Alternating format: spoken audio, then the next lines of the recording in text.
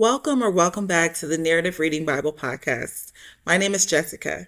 Today, we begin our reading of the Book of Deuteronomy with pages 264 to 274 of the Narrative Reading Bible, Book 1, Past the Promise. The reading is from the Berean Standard Bible translation.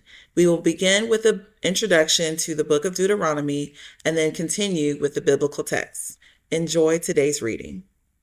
Introduction to Deuteronomy. The Book of Deuteronomy is a pivotal text in the Bible's metanarrative, capturing Moses' final instructions to the Israelites before they enter the Promised Land. Positioned as the culmination of Israel's wilderness journey, Deuteronomy serves as both a farewell address and a theological reflection. Through a series of speeches, Moses urges the Israelites to reflect on their past mistakes, renew their commitment to God, and embrace their identity as His chosen people. The book calls Israel to covenant faithfulness, urging them to choose life by loving and obeying God. This call is deeply connected to the overarching themes of creation, fall, redemption, and restoration, with the Shema at its core, providing Israel's foundation as a holy nation. At the heart of Deuteronomy is the renewal of the covenant established at Sinai, a relational bond that defines Israel's existence and purpose. This covenant is not simply a set of laws, but a mutual commitment between God and His people. By revisiting and expanding upon the laws, Moses calls Israel to a life set apart, dedicated to God's purposes, and reflective of His character, as he reminds them that their identity as a holy nation is rooted in God's faithfulness, not in their own merits. Accordingly, their lives and future in the Promised Land hinge on their loyalty to God, who faithfully sustained them. The Shema, Deuteronomy 6:4-9, lies at the core of Deuteronomy and encapsulates Israel's covenantal calling. Hear, O Israel, the Lord our God, the Lord is one. Love the Lord your God with all your heart, with all your soul, and with all your strength. This commandment forms the essence of Deuteronomy, calling Israel to exclusive devotion to God. Throughout Deuteronomy, Moses emphasizes key themes that support this vision of covenant loyalty and devotion. These key themes in Deuteronomy reinforce the call for covenant loyalty and exclusive devotion to God, grounding Israel's identity and purpose within the larger biblical narrative. First, the theme of memory is central.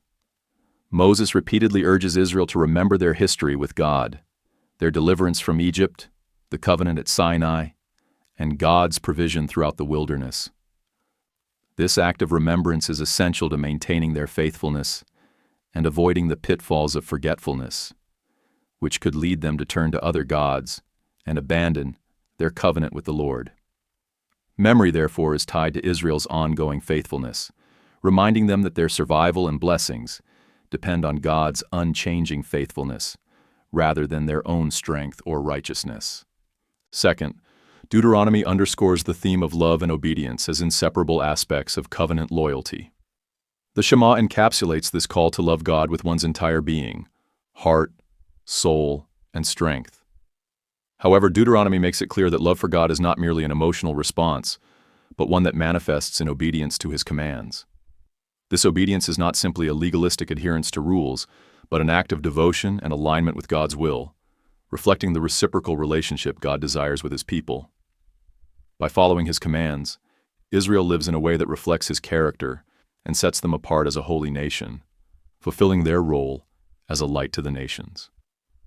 Third, the theme of blessing and curse introduces a covenantal framework that will shape Israel's experience in the Promised Land. Moses outlines the blessings that will follow obedience: prosperity, safety, and flourishing in the land, as well as the consequences of disobedience, which include exile and suffering. These blessings and curses function as reminders of the covenant's seriousness and reinforce the importance of Israel's choice to either remain loyal to God or face the consequences of turning away from Him. This binary choice, life or death, blessing or curse, echoes the foundational narrative of the fall, where Adam and Eve's choice led to separation from God. Here, Israel's choice has communal implications, directly impacting the nation's future and their ability to live in harmony with God's creation. Lastly, Deuteronomy carries a vision of restoration and hope, even as it anticipates Israel's failure to fully keep the covenant. Moses warns that Israel will eventually fall into disobedience and experience exile. Yet he also prophesies that God will not abandon them. Instead, God promises to gather Israel from the nations, renew their hearts, and restore them to the land.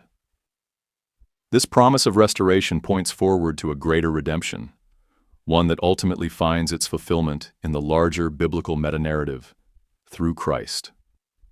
It reveals God's unwavering commitment to his people, despite their unfaithfulness, and his plan to bring about a new covenant written on their hearts. As Israel stands on the threshold of the Promised Land, they are called to live out their unique role as God's chosen people, modeling what it means to walk with God in covenant faithfulness. The Shema thus becomes more than a command.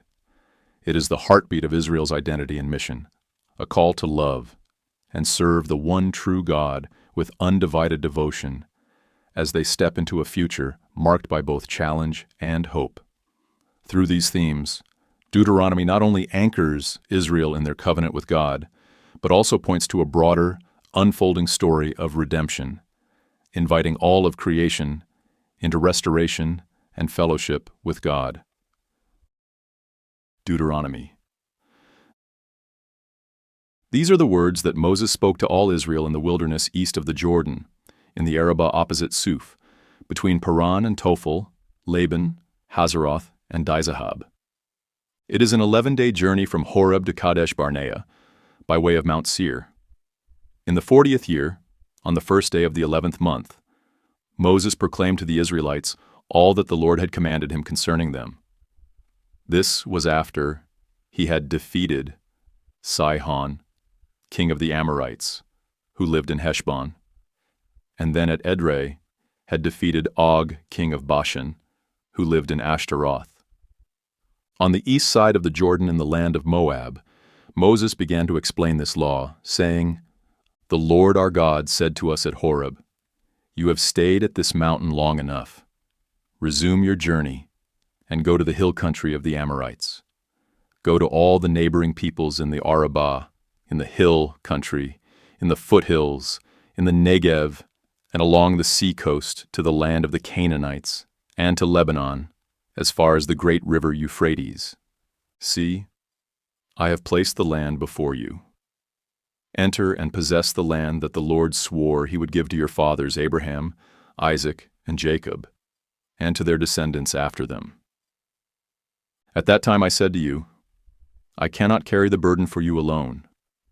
The Lord your God has multiplied you, so that today you are as numerous as the stars in the sky. May the Lord, the God of your fathers, increase you 1,000 times over, and bless you as he has promised. But how can I bear your troubles, burdens, and disputes all by myself?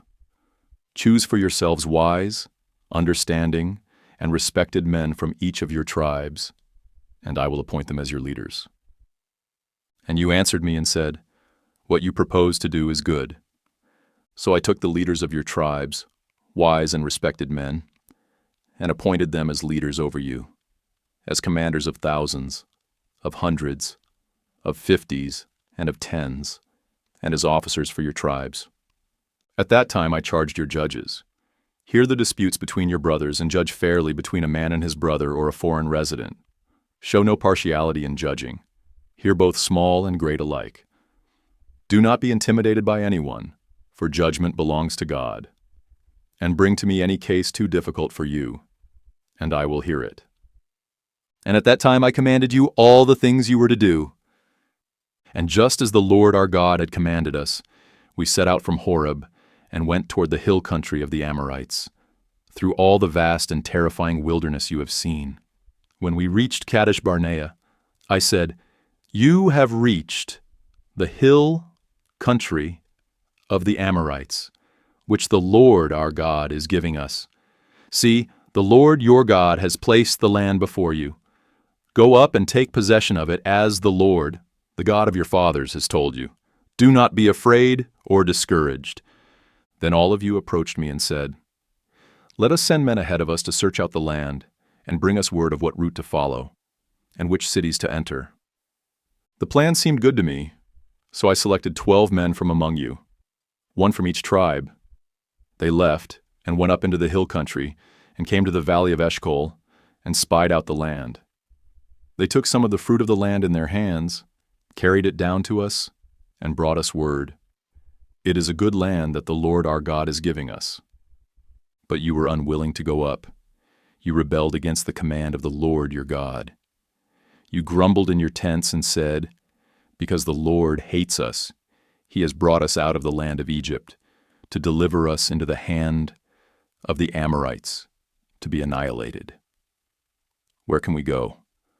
Our brothers have made our hearts melt, saying, 'The people are larger and taller than we are. The cities are large, with walls up to the heavens. We even saw the descendants of the Anakim there.'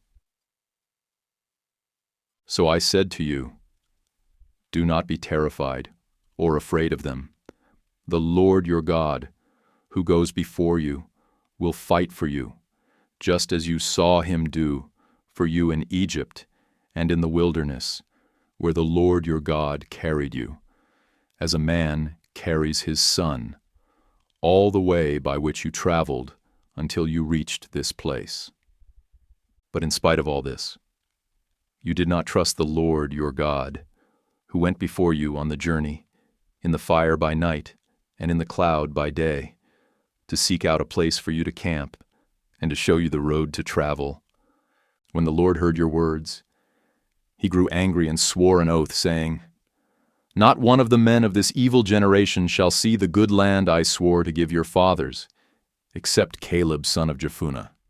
He will see it, and I will give him and his descendants the land on which he has set foot, because he followed the Lord wholeheartedly.' The Lord was also angry with me on your account, and he said, 'Not even you shall enter the land. Joshua son of Nun, who stands before you, will enter it. Encourage him, for he will enable Israel to inherit the land. And the little ones you said would become captives, your children who on that day did not know good from evil, will enter the land that I will give them, and they will possess it. But you are to turn back and head for the wilderness, along the route to the Red Sea.' 'We have sinned against the Lord,' you replied. 'We will go up and fight, as the Lord our God has commanded us.' Then each of you put on his weapons of war, thinking it easy to go up into the hill country. But the Lord said to me, 'Tell them not to go up and fight, for I am not with you to keep you from defeat by your enemies.' So I spoke to you, but you would not listen. You rebelled against the command of the Lord and presumptuously went up into the hill country. Then the Amorites who lived in the hills came out against you and chased you like a swarm of bees. They routed you from Seir all the way to Hormah. And you returned and wept before the Lord, but he would not listen to your voice or give ear to you. For this reason you stayed in Kadesh for a long time, a very long time. Then we turned back and headed for the wilderness by way of the Red Sea, as the Lord had instructed me. And for many days we wandered around Mount Seir. At this time the Lord said to me, 'You have been wandering around this hill country long enough. Turn to the north and command the people. You will pass through the territory of your brothers, the descendants of Esau, who live in Seir. They will be afraid of you, so you must be very careful. Do not provoke them, for I will not give you any of their land, not even a footprint, because I have given Mount Seir to Esau as his possession. You are to pay them in silver for the food you eat and the water you drink. Indeed, the Lord your God has blessed you in all the work of your hands. He has watched over your journey through this vast wilderness. The Lord your God has been with you these 40 years, and you have lacked nothing.' So we passed by our brothers, the descendants of Esau, who live in Seir. We turned away from the Arabah road, which comes up from Elath and Ezion-Geber, and traveled along the road of the wilderness of Moab. Then the Lord said to me, "Do not harass the Moabites, or provoke them to war, for I will not give you any of their land, because I have given Ar to the descendants of Lot as their possession." The Emites used to live there, a people great and many, as tall as the Anakites. Like the Anakites, they were also regarded as Rephaim, though the Moabites called them Emites. The Horites used to live in Seir, but the descendants of Esau drove them out. They destroyed the Horites from before them and settled in their place, just as Israel did in the land that the Lord gave them as their possession. Now arise and cross over the brook of Zered. So we crossed over the brook of Zered. The time we spent traveling from Kadesh Barnea until we crossed over the brook of Zered was 38 years, until that entire generation of fighting men had perished from the camp, as the Lord had sworn to them. Indeed, the Lord's hand was against them, to eliminate them from the camp, until they had all perished.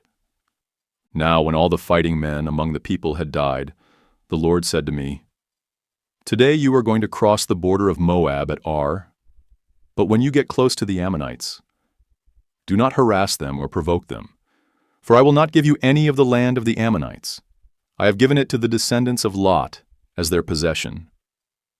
That too was regarded as the land of the Rephaim, who used to live there, though the Ammonites called them Zamzummites. They were a people great and many, as tall as the Anakites, but the Lord destroyed them from before the Ammonites, who drove them out and settled in their place, just as he had done for the descendants of Esau, who lived in Seir, when he destroyed the Horites from before them. They drove them out and have lived in their place to this day. And the Avim, who lived in villages as far as Gaza, were destroyed by the Captorites, who came out of Captor and settled in their place. Arise, set out, and cross the Arnon Valley. See, I have delivered into your hand Sihon the Amorite, king of Heshbon, and his land. Begin to take possession of it and engage him in battle. This very day I will begin to put the dread and fear of you upon all the nations under heaven. They will hear the reports of you and tremble in anguish because of you.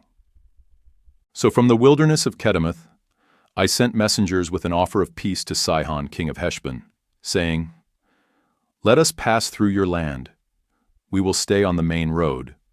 We will not turn to the right or to the left.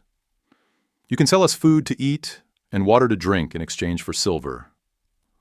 Only let us pass through on foot, just as the descendants of Esau, who live in Seir, and the Moabites, who live in Ar, did for us, until we cross the Jordan into the land that the Lord, our God, is giving us."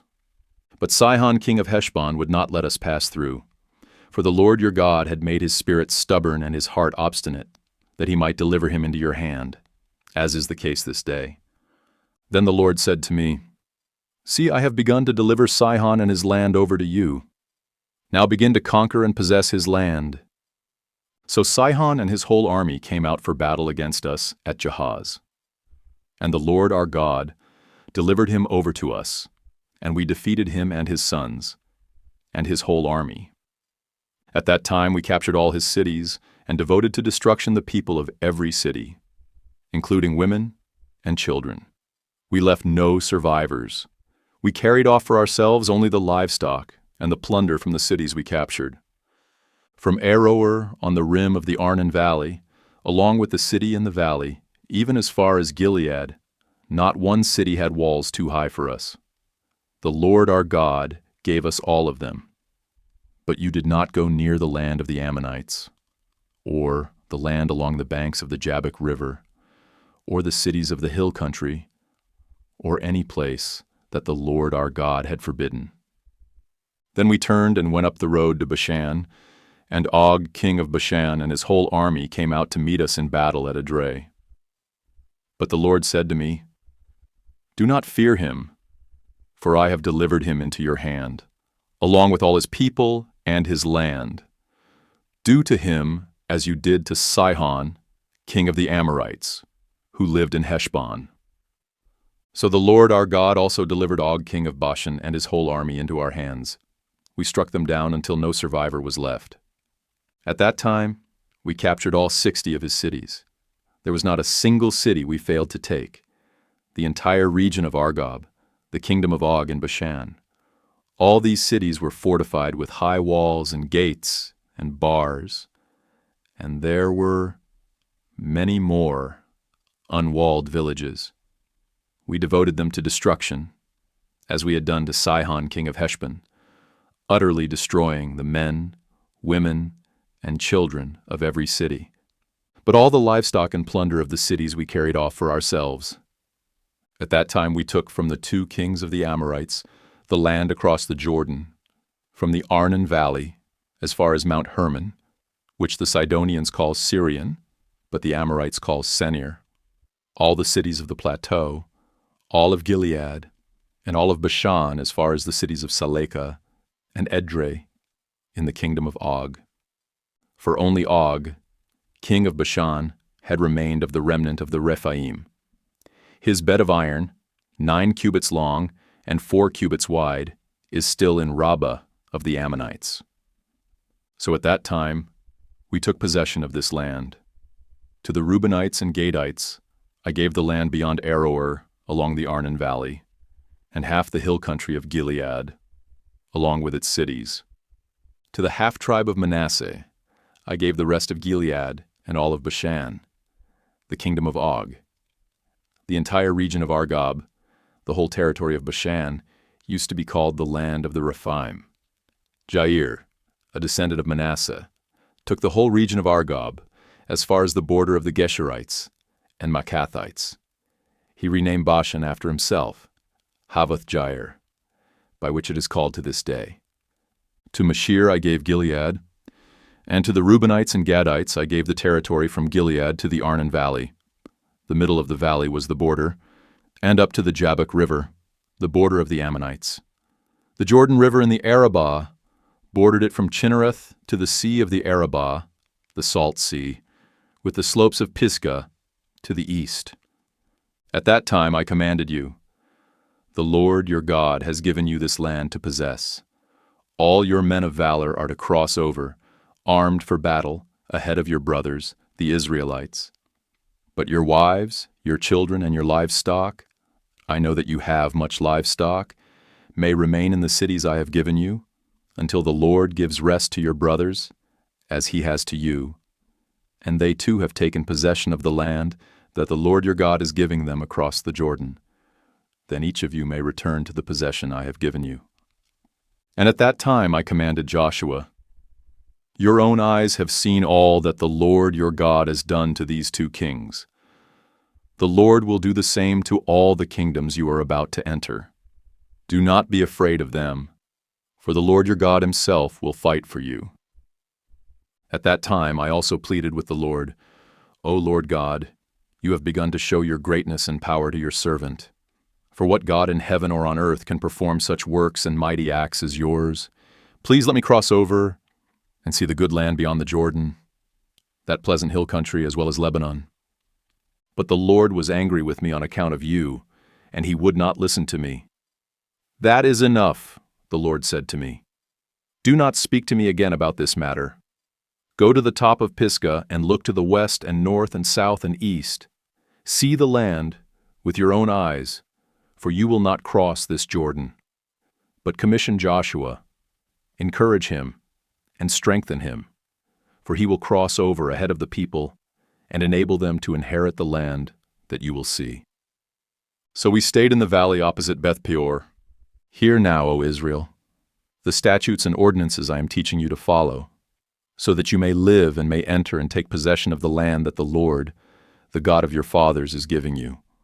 You must not add to or subtract from what I command you, so that you may keep the commandments of the Lord your God that I am giving you. Your eyes have seen what the Lord did at Baal Peor, for the Lord your God destroyed from among you all who followed Baal of Peor, but you who held fast to the Lord your God are alive to this day, every one of you. See, I have taught you statutes and ordinances, just as the Lord, my God, has commanded me, so that you may follow them in the land that you are about to enter and possess. Observe them carefully, for this will show your wisdom and understanding in the sight of the peoples, who will hear of all these statutes and say, surely this great nation is a wise and understanding people. For what nation is great enough to have a God as near to them as the Lord our God is to us, whenever we call on him? And what nation is great enough to have righteous statutes and ordinances like this entire law I set before you today?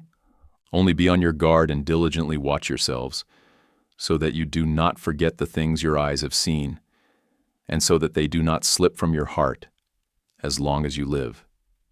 Teach them to your children and grandchildren. The day you stood before the Lord your God at Horeb, the Lord said to me, gather the people before me to hear my words, so that they may learn to fear me all the days they live on the earth, and that they may teach them to their children. You came near and stood at the base of the mountain, a mountain blazing with fire to the heavens, with black clouds and deep darkness. And the Lord spoke to you out of the fire. You heard the sound of the words, but saw no form. There was only a voice. He declared to you his covenant, which he commanded you to follow, the 10 commandments that he wrote on 2 tablets of stone. At that time the Lord commanded me to teach you the statutes and ordinances you are to follow in the land that you are crossing the Jordan to possess. So since you saw no form of any kind on the day the Lord spoke to you out of the fire at Horeb, be careful that you do not act corruptly and make an idol for yourselves of any form or shape, whether in the likeness of a male or female, of any beast that is on the earth, or bird that flies in the air, or of any creature that crawls on the ground, or fish that is in the waters below. When you look to the heavens and see the sun and moon and stars, all the host of heaven, do not be enticed to bow down and worship what the Lord your God has apportioned to all the nations under heaven. Yet the Lord has taken you and brought you out of the iron furnace, out of Egypt, to be the people of his inheritance, as you are today. The Lord, however, was angry with me on account of you, and he swore that I would not cross the Jordan to enter the good land that the Lord your God is giving you as an inheritance. For I will not be crossing the Jordan, because I must die in this land. But you shall cross over and take possession of that good land. Be careful that you do not forget the covenant of the Lord your God that he made with you. Do not make an idol for yourselves in the form of anything he has forbidden you. For the Lord, your God, is a consuming fire, a jealous God. I hope you enjoyed today's reading of the Book of Deuteronomy. We will continue the book tomorrow in pages 275 to 285 of Book 1 Past the Promise. Look forward to connecting with you then. Take care.